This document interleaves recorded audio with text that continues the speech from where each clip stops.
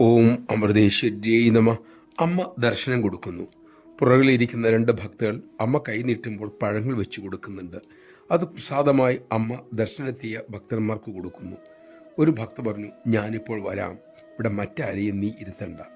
അവർ പോയി കഴിഞ്ഞപ്പോൾ അമ്മയുടെ ബ്രഹ്മചാരിണി മക്കൾ കുറെ പേർ അവിടെ വന്നു.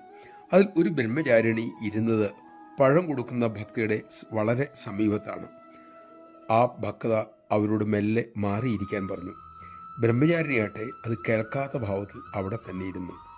സേവയ്ക്ക് നിൽക്കുന്ന അവർക്ക് അതൃപ്തിയായി. അവർ കാലുകൊണ്ട് ബ്രഹ്മചാരിണിയെ തള്ളി നീക്കാൻ ശ്രമിച്ചു.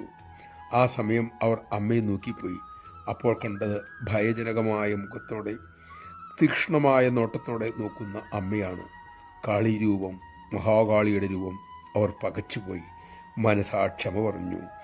ആ നിമിഷം അവർ കണ്ടുകൊണ്ടിരുന്ന ആ ദർശനവും ഇല്ലാതെയായി. അമ്മ ദർശനം തുടർന്നു.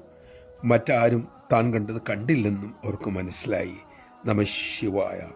നമ്മുടെ ഓരോ ചലനവും അമ്മ അറിയുന്നു, തിരുത്തുന്നു. അത് മനസ്സിലാക്കി അനുസരിച്ചാൽ നമുക്ക് തന്നെയാണ് നല്ലത്.